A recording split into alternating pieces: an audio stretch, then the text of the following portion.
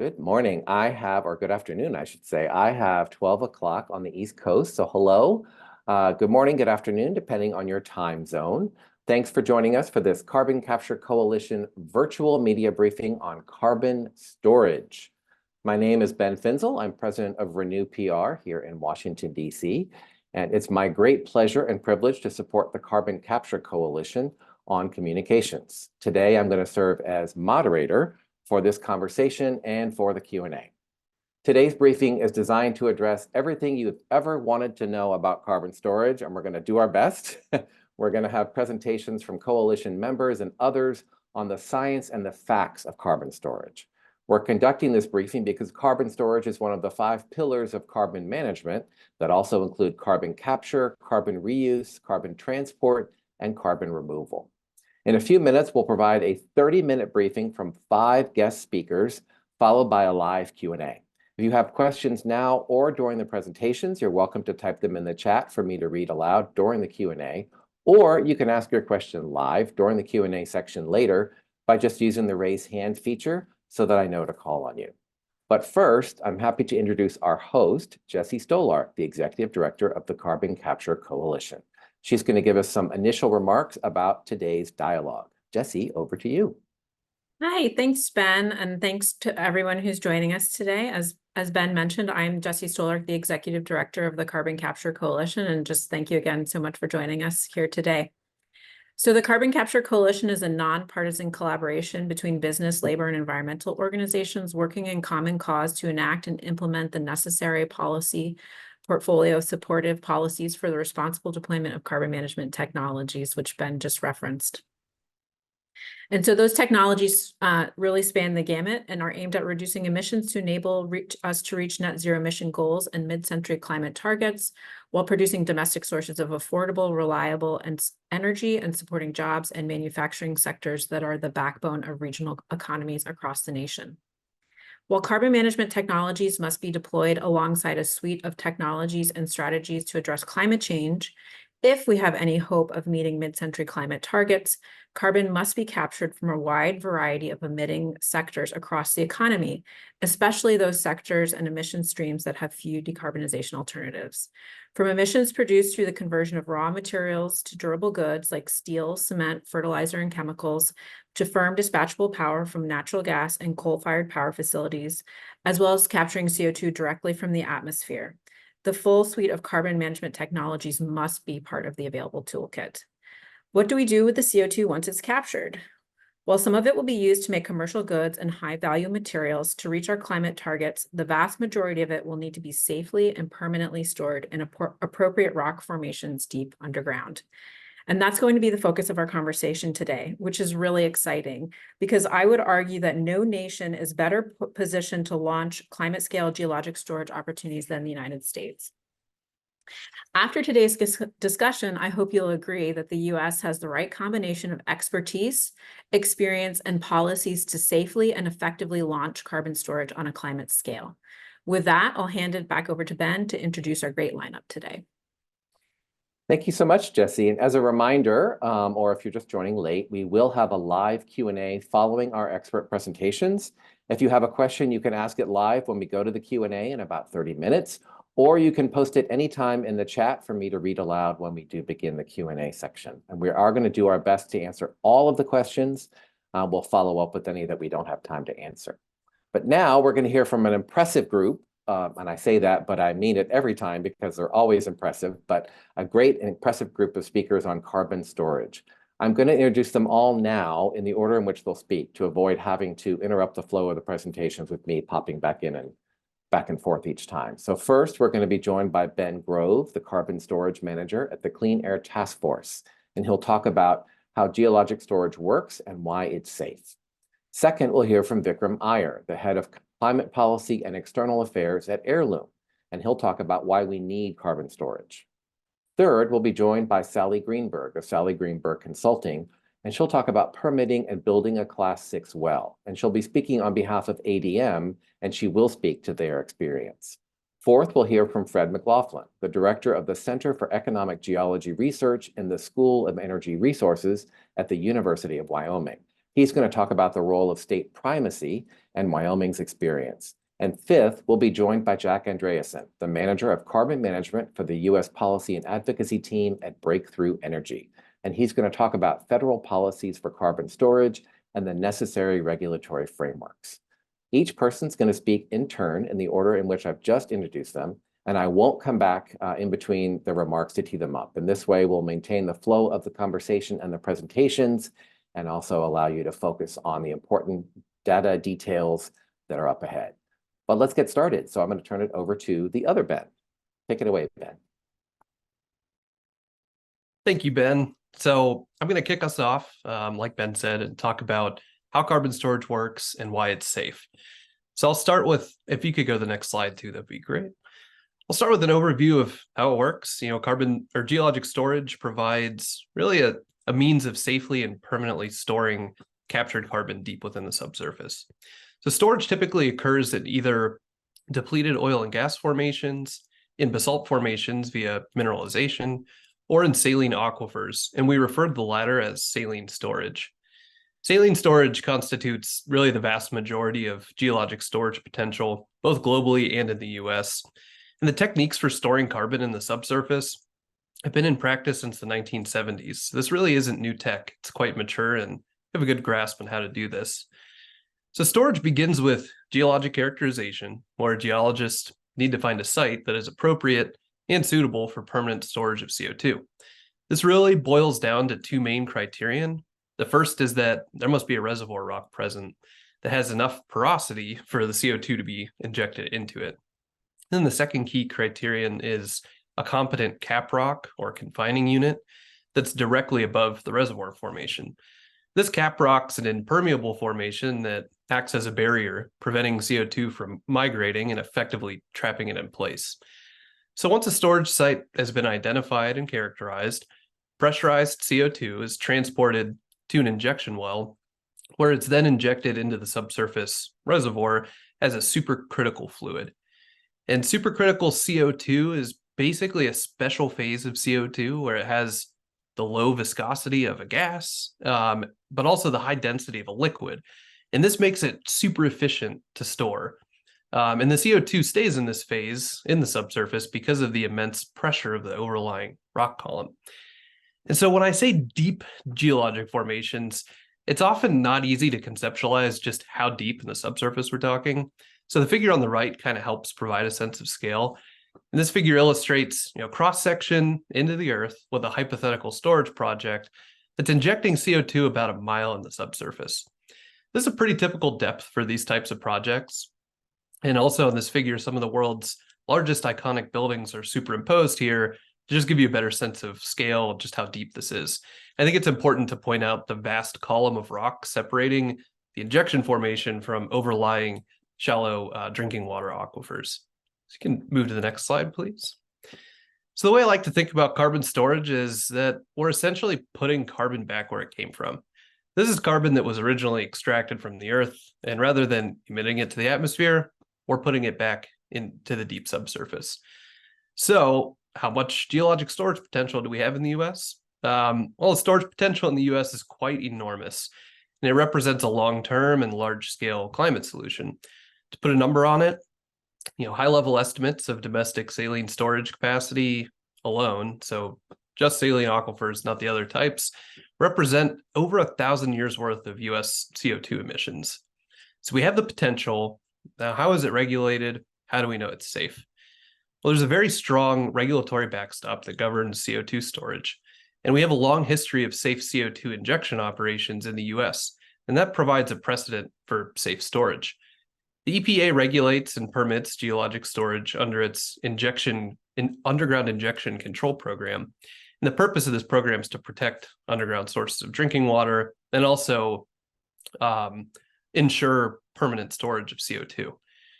I won't go too far into the details here, as this is going to be covered later, but if an operator wants to pursue a saline storage project, they have to get a Class 6 well permitted by the EPA. And the requirements for these wells are very extensive. They include site characterization, monitoring of the CO2 plume that's injected, reporting and verification to validate secure storage, and then continued monitoring even after injection has ceased.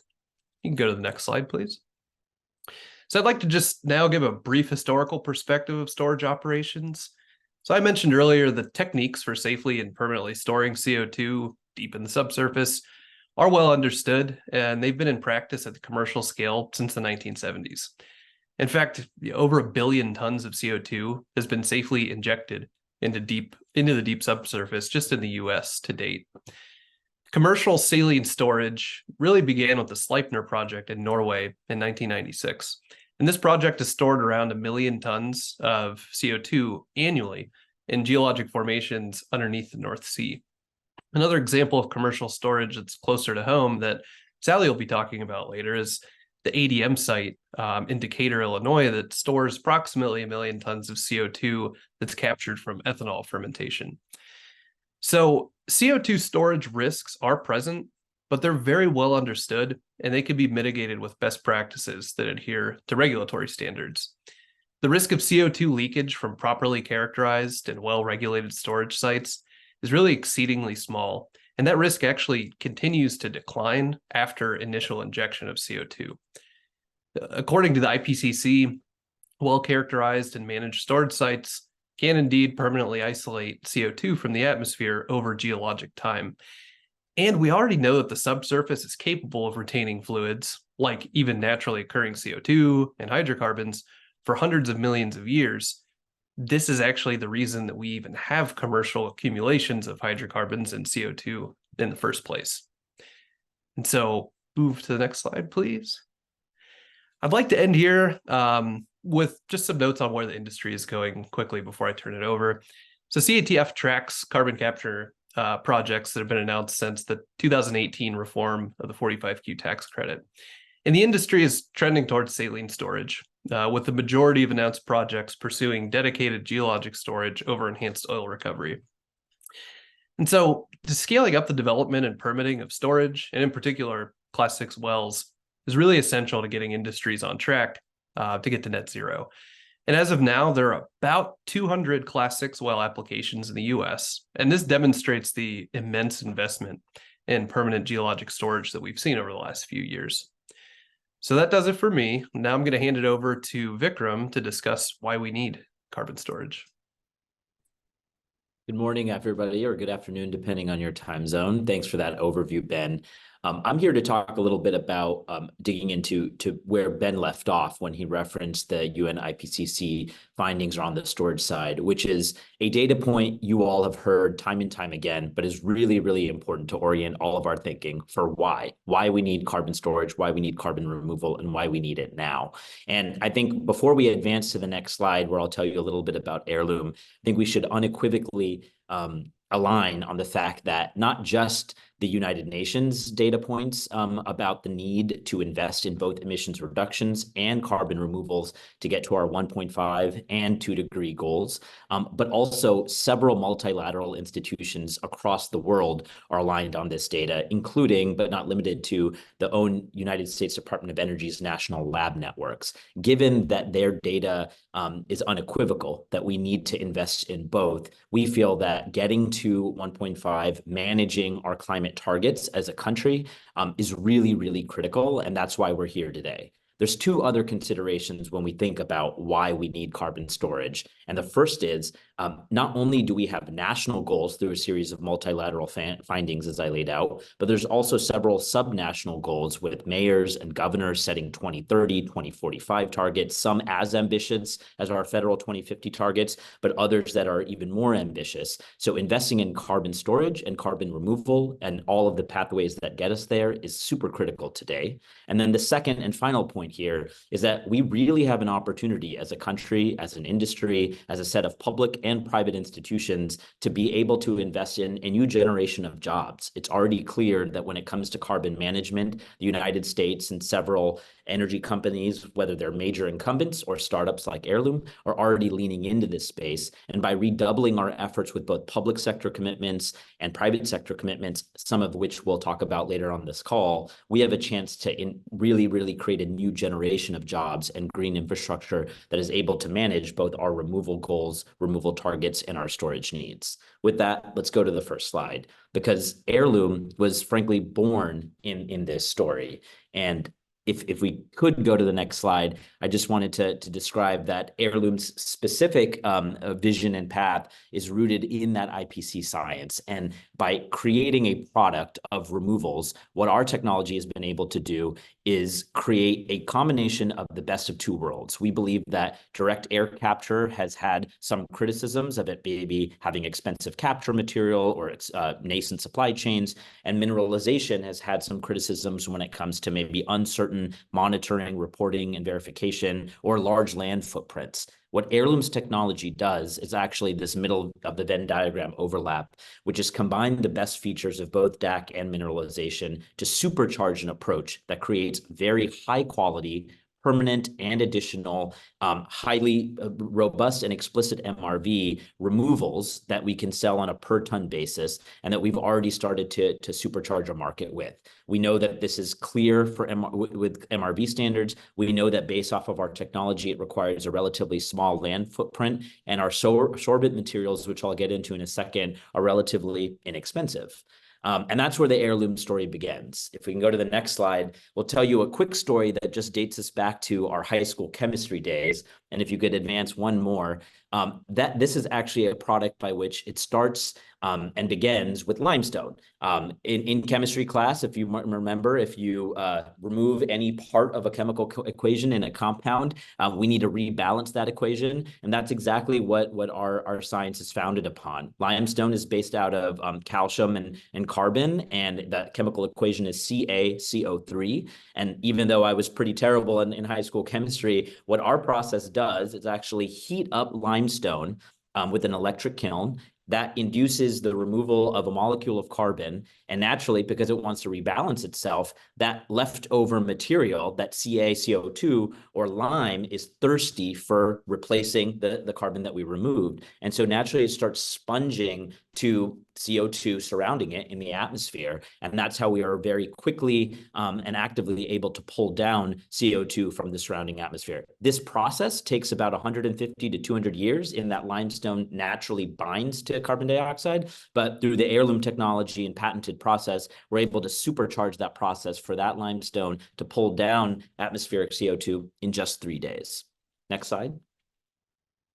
This is an infographic of that process, but as you can see, this large cylinder in the middle is where we start our electric kiln process that heats up that limestone. That then induces the process by which an initial molecule is removed. That leftover product is thirsty for CO2 in the air, and we stack that CO2 on trays. It started with just a baking tray that you put cookies on at home, but now each of those trays have gotten larger and have been stacked up vertically. Kind of looks like a server rack, or kind of looks like a caterer shipping around baked goods at a wedding or at a private event. But that tray of limestone stacked on top of each other is exactly how we pull down CO2 from the atmosphere, not using much land and using a process by which we can keep looping that limestone over and over again to pull down more and more CO2 to manage our overall carbon removal targets. Next slide, please. And I want to bring this back to storage, which is why we're gathered here today. Right now, we're really proud to be running what we believe to be is one of the first commercial facilities in America to both capture the CO2 and permanently store it, and have sold all of the credits. Our facility in the Central Valley of California has a capture capacity of about up to 1,000 tons of CO2 per year, and we're able to partner with a company called Carbon Cure to store that in concrete. And in fact, earlier in 2023, we demonstrated with Carbon Cure that we're able to pull out CO2 from Bay Area air, mineralize that into concrete, and then have that concrete poured back into regional infrastructure projects. So while this is a very clever way for us to store here, all of the concrete in the world it doesn't even have the capacity to meet all of the carbon that we need to remove in the world to meet our overall IPCC goals. And so that's why we feel that while companies like Heirloom will continue to push the bounds on R&D of a variety of storage pathways, we need geologic storage, and we need that EPA speed and efficiency to bring on Class 6 permits to make sure that we can store the CO2 that our technology is already able to demonstrate that it can capture. Next slide, please. And in addition to that first facility that I mentioned earlier, just a quick visual of what those towers look like. You could advance to the next slide, but I think that the demand is very clear. I mentioned that carbon removal and why we need carbon storage now is not just because of the science being unequivocal, but we're also seeing, as many of you have covered in your column inches, a lot of private industry interest in making sure that they can purchase removals and sign offtake agreements. And I think that demonstrates that since there's an increasing amount of demand from the private sector to manage and create supply of carbon removals, that we'll need the commensurate storage capacity to make sure that we are being able to store that and complete the entire removal equation. Next slide. All right, with that, I will pass it over to Sally. Thank you, Vikram. Hello, everyone. It's my pleasure to speak to you a bit about the permitting of a Class 6 well process today. If you could go to the next slide. One of the things I'd like to highlight is that has been described previously is that there's a significant amount of characterization and monitoring that go into a carbon storage project, and the permitting process is the best and most rigorous way that we have of ensuring that the protection of human health and the environment is taking place. Next slide, please. So as described, there is a federal and state process for the regulation of protecting underground sources of drinking water. This is through the Safe Drinking Water Act, the 1970s, and there are 6 different classes of wells based on injection, underground injection of a variety of different materials. The Class 6 designation that you often hear about is specifically related to the injection of carbon dioxide for the purposes of geologic storage. And it is a conservative, direct approach to managing injection in the subsurface. When I say rigorous, the permitting process at this point in time is taking at least 2 years, sometimes more than that.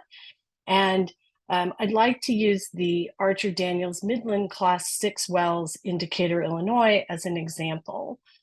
So if you go to the next slide, please. The Archer Daniels Midland Illinois Basin Decatur project and Illinois Industrial Sources CCS projects hold the first 2 Class 6 permits issued by the federal by the U.S. Environmental Protection Agency out of Region 5, which is based in Chicago. Each injection well has to have its own permit, and each permit is specified for a certain length of time.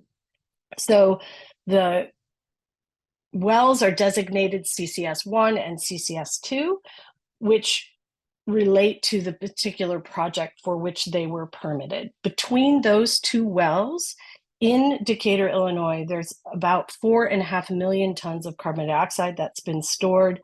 The first project injected from 2011 to 2014, the second project from 2017 to the present day.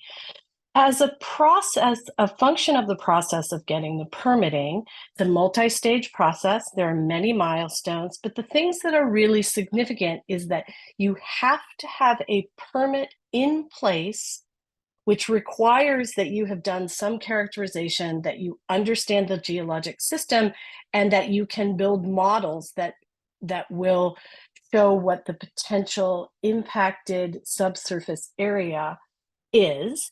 All of that has to take place before you can receive what is called permission to drill an injection well. So the permit enables you to drill the well. Then once you've drilled your injection well, you have to provide as-built information and data and any remodeling that might need to get done in what is called a completion report. Once that completion report has been submitted to the regulator, then the regulator ensures that all of the data and information as part of the permit application and the permit itself are in line, all of that has to take place before what is called you receive what is called an authorization to inject.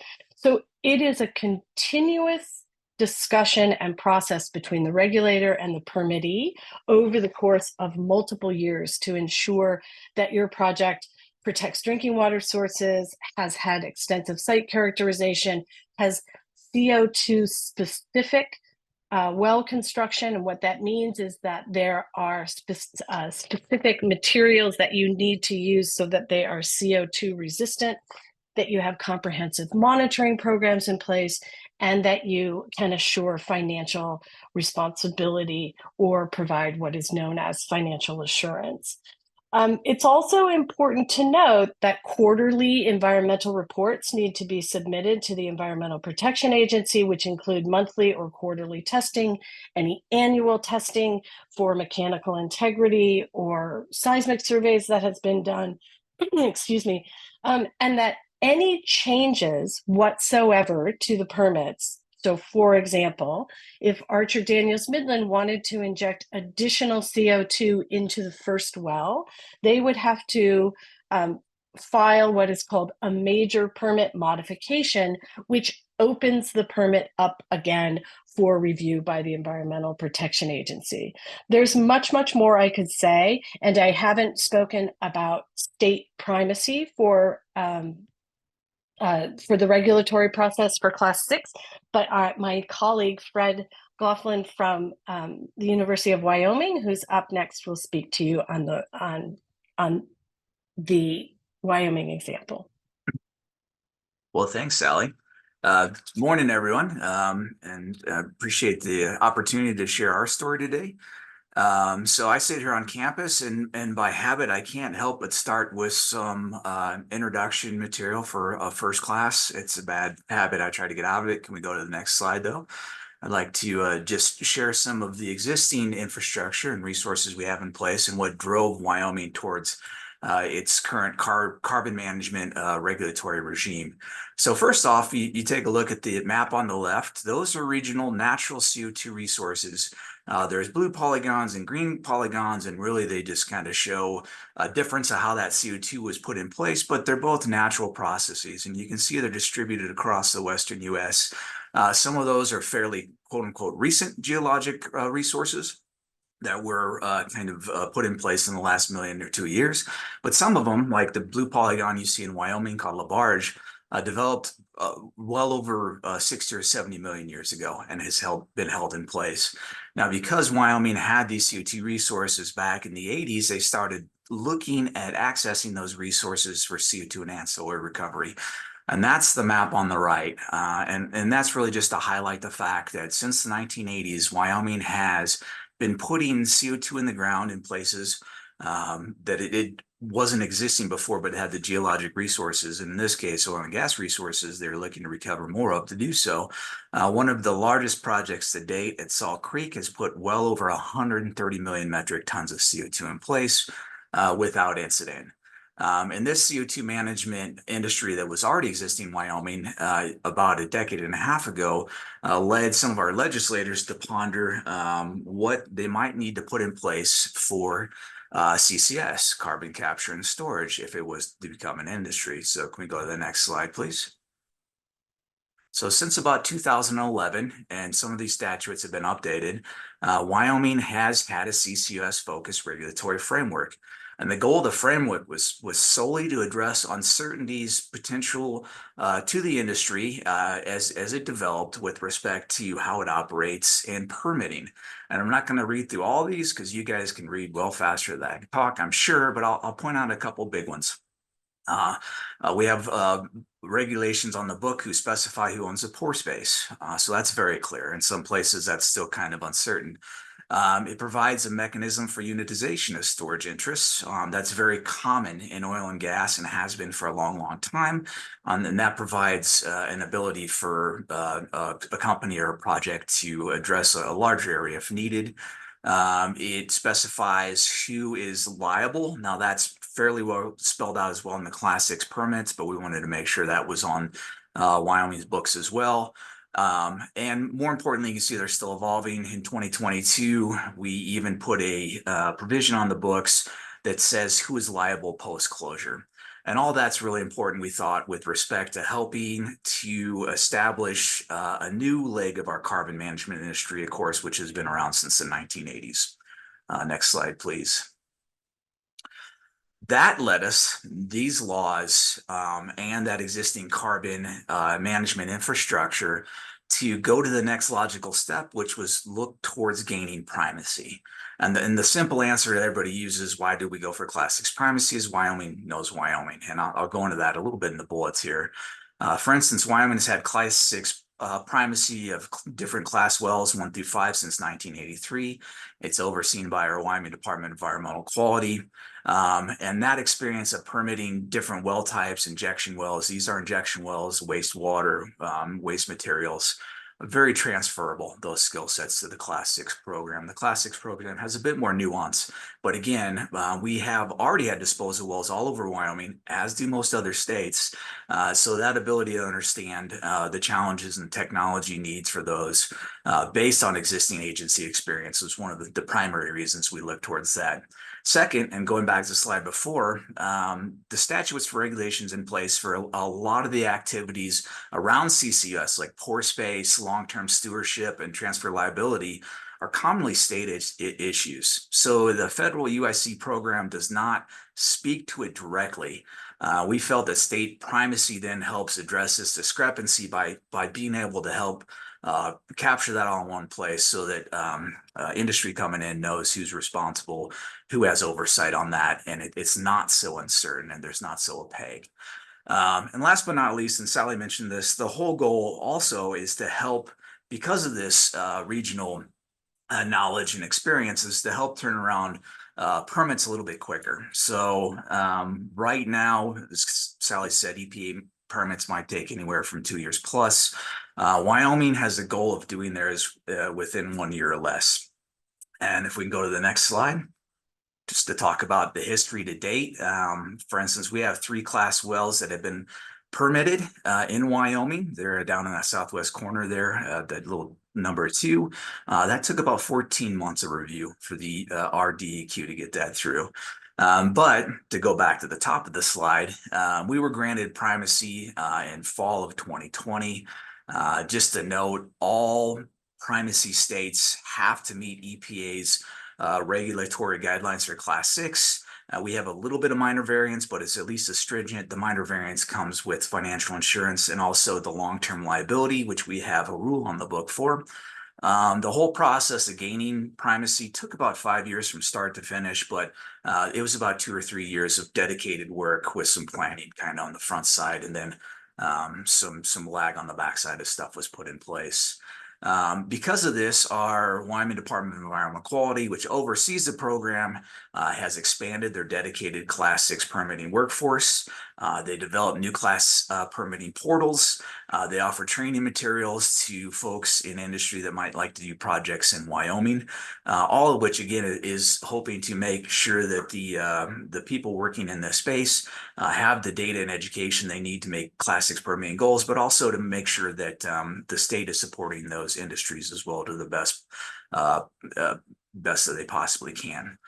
So last but not least, we have 3 wells permitted in Wyoming since 2023. We're a little bit behind Illinois there, Sally. There's 6 currently under review, and there's 30 new permits anticipated to be submitted in 2024. And by that, I mean there's companies that have reached out to our DEQ to start discussing the potential process. And the slide on the right shows some of the active areas. Just the University of Wyoming is helping some projects do some characterization work and some permitting work for CCS projects. So these are all mostly Department of Energy funded projects. There's some also that are private industry. And with that, I'd like to pass on to the next speaker, my colleague, Jack Andresen.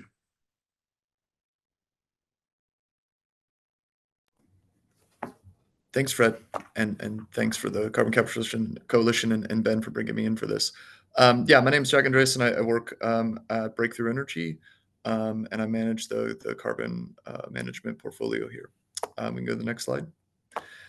So as opposed to Europe, which has the ETS emissions trading system, one of the few just sort of dedicated revenue streams for carbon management technologies in the United States is the 45Q tax credit, which has been a piece of tax policy for over a decade now.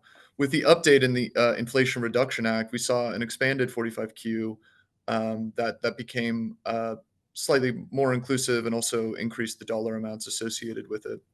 So as you can see here in the table, as we read sort of from left to right, the annual carbon capture thresholds for direct air capture industrial facilities and electricity generating units went down. The credit value for secure storage of CO2 and saline formations went up, notably $180 per ton for direct air capture facilities and $85 for industrial and electric generation. The discrepancy between these two numbers directly relates to the cost of capturing for each one of these. Direct air capture and the dilute air has there's much less CO2 in the ambient air relative to flue streams of industrial facilities or electric generating units. And then there's two sort of lower tiers of credits, lower dollar amounts, and this is $130 and $60 respectively.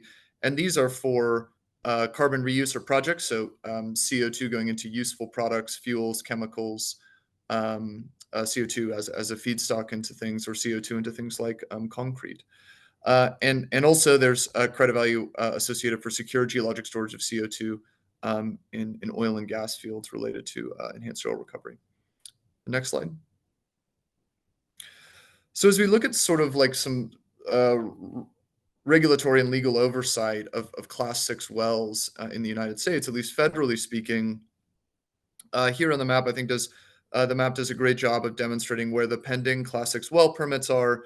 You can see large concentrations in Louisiana, which was recently granted primacy, as well as the wells Fred mentioned up in Wyoming, and current active wells in Illinois and North Dakota. Other wells centered in sort of California, Texas, Illinois, and Indiana. The EPA website has an extensive list of Class 6 applications that are currently under review, as well as a very helpful new sort of timeline tool that they've rolled out that can give a very rough estimate, a non-binding estimate of when these Class 6 permits might be issued. And then as you look over here as well, you can see within Class 6 primacy that Louisiana, Wyoming, and North Dakota have these. We can go to the next slide. Finally, I think it's incredibly important that along with 45Q, at the moment, without some sort of overarching carbon tax or large sweeping federal low carbon fuel standards or large sweeping sort of carbon intensity of procurement of actual materials in the United States, there are limited incentives for storing CO2 in the subsurface. And so it's incredibly important that we have ongoing federal support for carbon storage, which we do now. We have annual appropriations for Class 6 wells. We had in the Infrastructure Act dedicated Class 6 support and support for states that are looking for primacy. And that's that $50 million over 5 years. It was an incredibly popular piece of the Infrastructure Act, 25 states and tribal nations applying for it. And then, the sort of crown jewel of carbon storage programs in the United States, we have the Carbon Safe program, which phases 1 through 4 are annually appropriated at $35 million a year, and we're for 2024. But a big piece of the Infrastructure Act was $2.5 billion to be spent over 5 years across phases 2 through 4 of Carbon Safe, which is a staged program that starts off with feasibility studies and ends with a Class 6 permit for CO2 storage. So far, 21 total projects have been funded to the total of $686 million.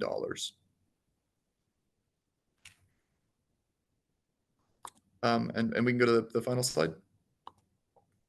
Thank you. So we also have the ability to store CO2 on federal lands. This includes both on and offshore. There's an incredible amount of CO2 storage potential in the United States. We are uniquely blessed in the world with massive, not just CO2 storage, but technical capability and a dedicated history of storing successfully. According to the USGS, there's an estimated 130 million acres of federal lands that overlay with suitable carbon storage. and capacity for more than 36 trillion metric tons of CO2 to be stored offshore. That's trillion with a T. And also important to note that as you look at the regulatory regimes within the United States, the EPA is governing onshore, BOEM offshore, and the national or USFS on managed lands for federal land.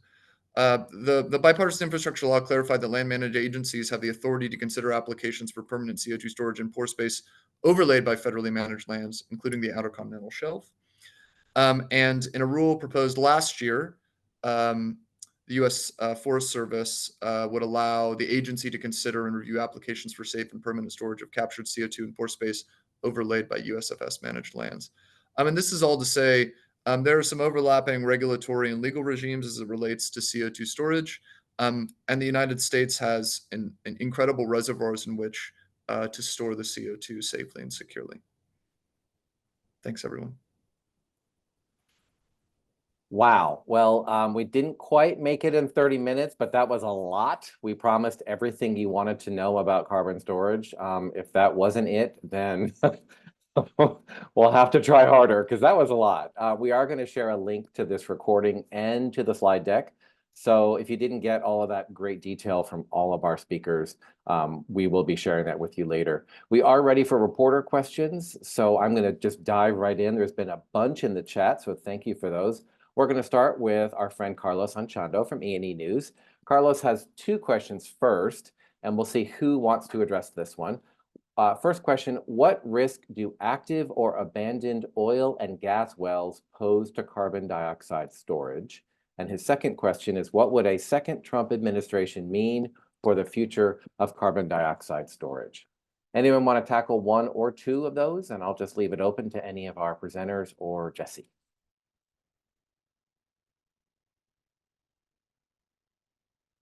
Active and abandoned wells and political changes. Well, Ben, I can, and Sally has a lot of experience here too, but I can jump in a bit on active and abandoned wells. That's part of the Class 6 permitting requirements is you have to do risk assessment studies within your area of review.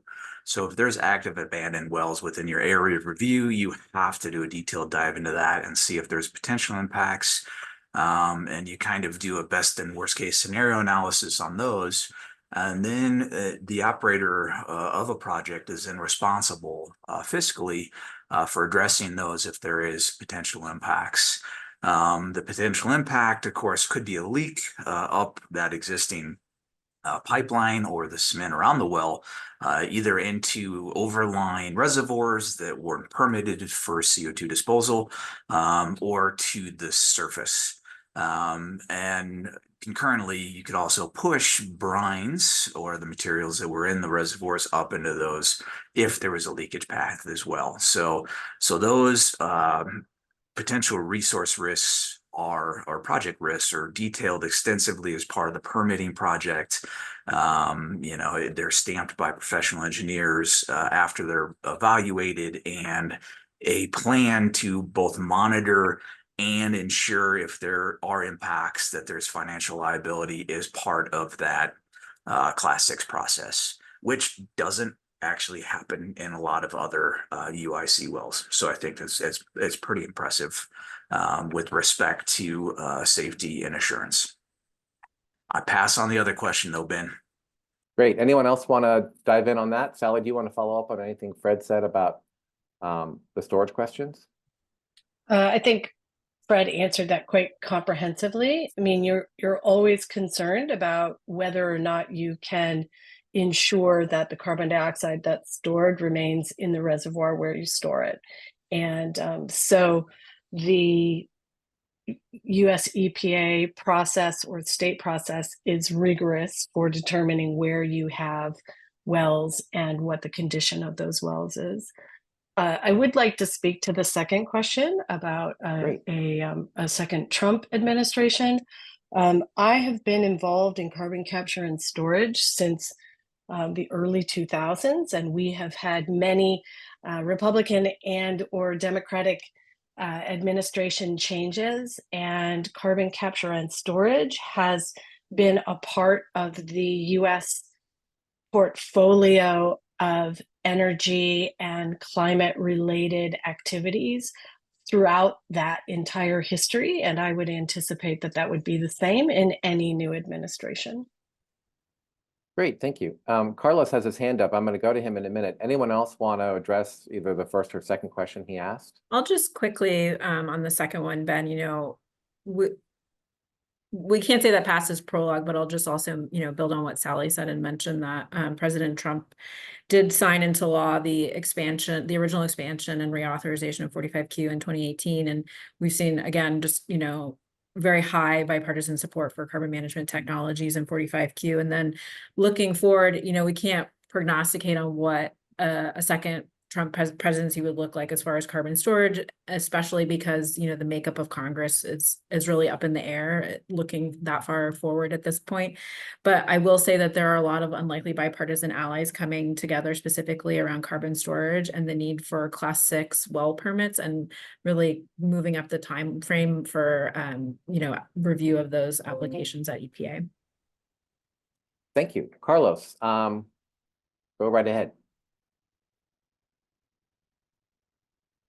You should be able to talk, Carlos.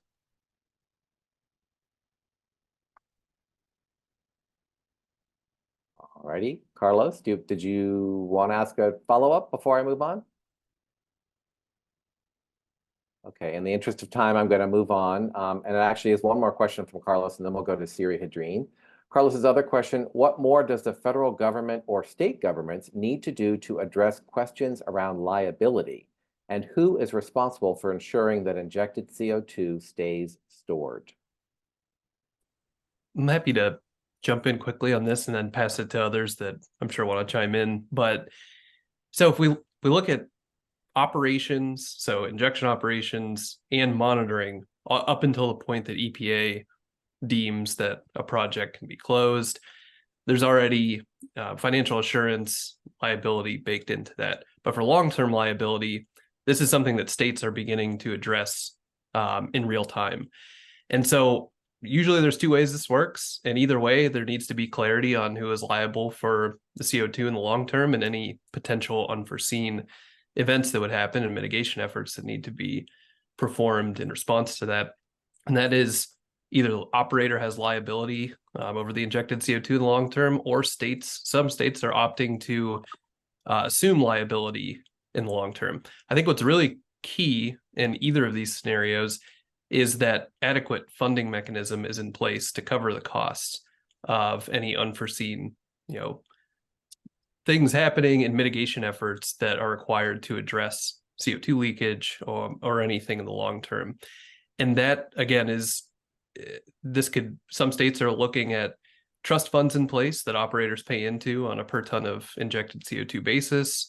The purpose of this fund would be to cover any future mitigation efforts. I really think that is critical, regardless of which path a state decides to take for liability, whether it's with the operator or the state. But yeah, clarity on that, on things like pore space unitization, pore space ownership, are very important pieces that need to be addressed. And many states are already starting to address them, but I'll turn it over to the others to expand on that if they'd like. Thanks, Ben. Anyone else want to chime in before I move on?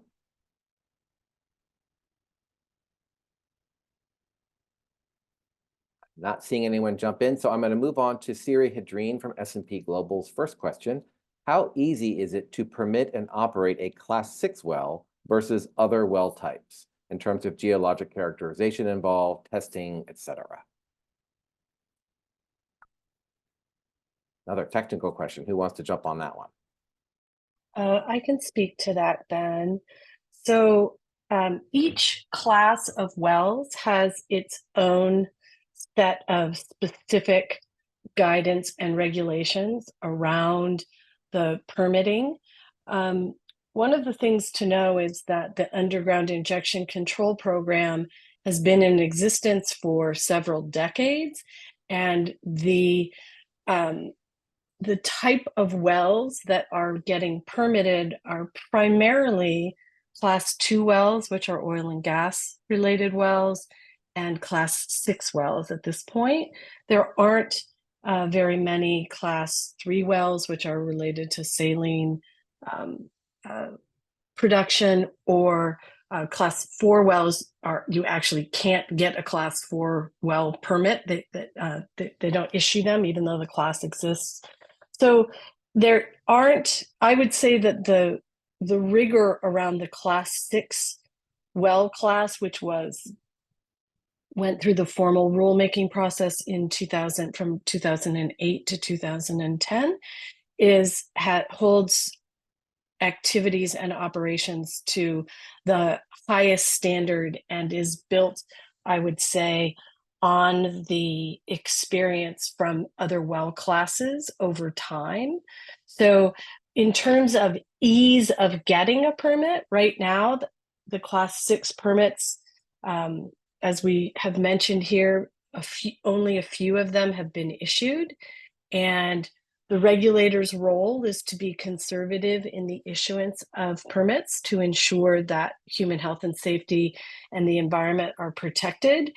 So it is a straightforward process, but I would not say that it is a rapid process at this point. But I think that adds protection to the process, and that is what is needed, is that the EPA, whether it be state-based or federal-based, is doing their due diligence to ensure that these wells are safe and permitted appropriately. Thank you, Sally, demonstrating once again all of your leadership in the industry for all these years. Thank you. Anyone else want to jump in there? Yeah, Ben, I will shortly. This is just a personal experience. We've worked on projects that looked at class 1 and class 2 and class 6.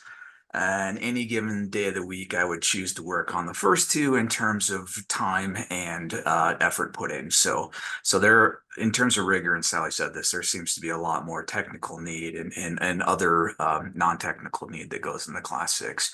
It could probably be a whole nother seminar.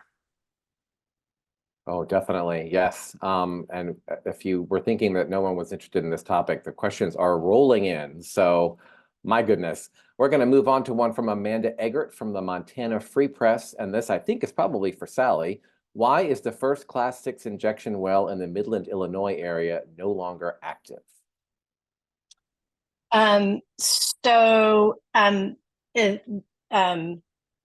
Yeah, the word Midland threw me off because it's like Midland, Illinois. So anyways, sorry about that.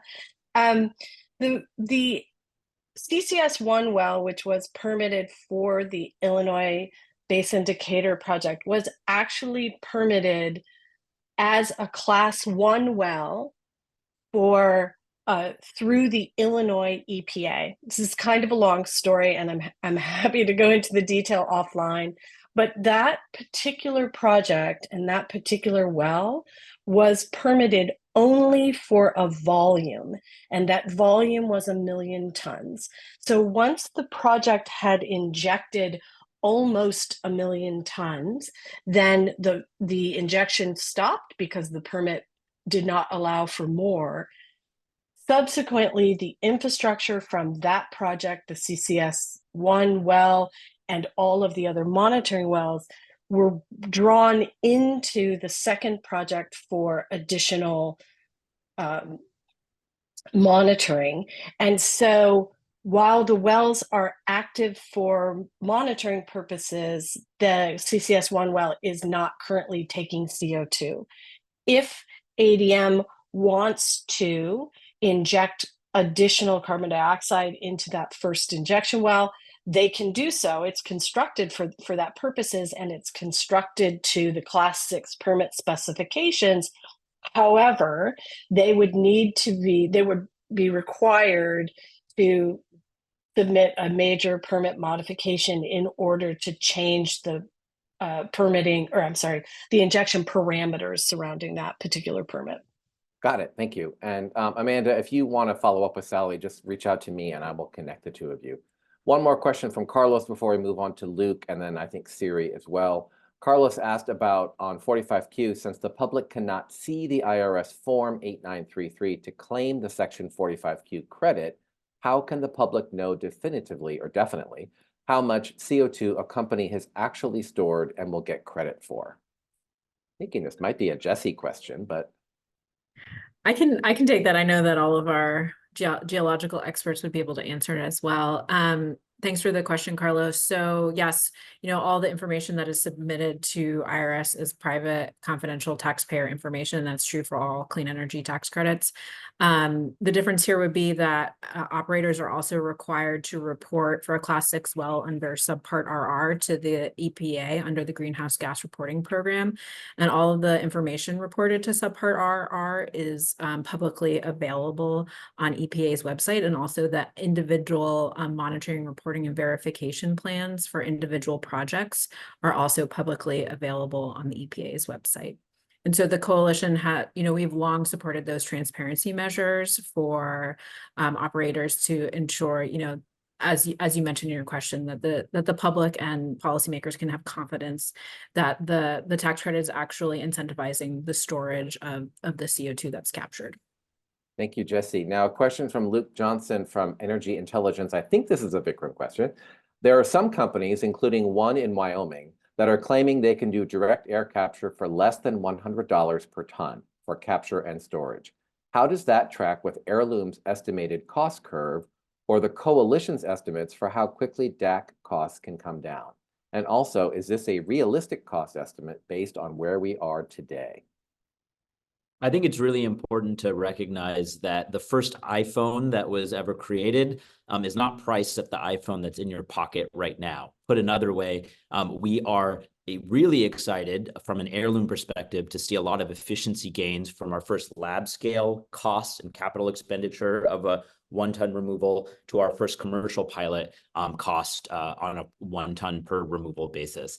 Those efficiency gains are being created not just because Heirloom is learning more about its tech and the conditions in which it makes us thrive, but it's also creating cost gains and bending down the cost curve based off of the litany of public policy interventions that Jack so eloquently outlined. That's also helping to bend down the cost curve. So I'd imagine that from facility 1 of Heirloom to facility 3 and 4 and beyond, we have a very clear line of sight when we model out our unit economics and how our projects will pencil to bending down that cost curve to about $200 a ton by the end of the decade. That being said, I think right now, when you see publicly reported stats by the Department of Energy, by the Wall Street Journal, colleagues at your own publication that are reporting higher amounts, I think that we have to ask ourselves, the true cost of carbon removal is going to be a little higher to start as these technologies get up off of the ground. But as we have continued investment from the federal government, continued investment in the form of procurement or compliance markets at the state level in the United States, as well as the federal level in places like Europe, and we have continued purchasing agreements from private buyers, all paired with additional project financing to get these projects off the ground, we very much see all of those inputs bending down the cost curve, and we're really looking forward and bullish about bending that down collectively. But let me be clear, this is a whole of society effort, and we need all of these interventions and all of these investments to get there, and hopefully we will get there rather soon based off of all the momentum we've seen so far.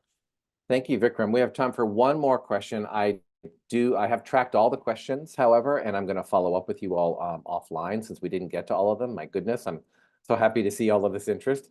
The last question is from Siri Hadreen. Is the current pace of Class 6 well permitting sufficient to meet the U.S.'s carbon capture goals? A year ago, the pace seemed hopelessly slow, but it seems like there has been some progress in the past 12 months. Is the permitting bottleneck unclogging a bit? Great question. Who wants to jump on that? I can start, Ben, and if anybody else wants to follow on. Great question, Siri. I think we are also pleased, the coalition's pleased to see the pace speeding up a little bit. It's truly unprecedented, the amount of interest in Class 6 wells that we're seeing at EPA. And so that's why the coalition, we not only supported increases to the annual appropriations for staffing the Class 6 well program, as well as the influx of monies that came from the infrastructure law. And I think what we've heard today overwhelmingly is this is a very rigorous process. And yes, it takes time. There will be kind of reducing the time, learning through doing, but it is a time a significant process to undertake. And so perhaps more important than the length of time that it takes to process these walls is the certainty that project developers need. So whether that's 18 months or 2 years, that they need to have that certainty in terms of being able to have that final decision from the EPA so that they can go and then secure outside financing for those projects. And so that's what the coalition is specifically focused on in terms of working with EPA is that what is the time frame that they can process these in. Thanks, Jesse. Anyone else? Quick answer before I wrap up? Great. Okay. We're going to turn it over to Christian Flynn, the Carbon Capture Coalition's policy manager, for a quick update on some resources, and then I'll come back and wrap us up. Hi, everyone. Thanks, Ben. I just wanted to say a quick thank you to all our speakers today. This was really, really informative, and we got a ton of really great questions. Just as a reminder, I'm Christian Flynn. I'm the public policy manager here at the Coalition.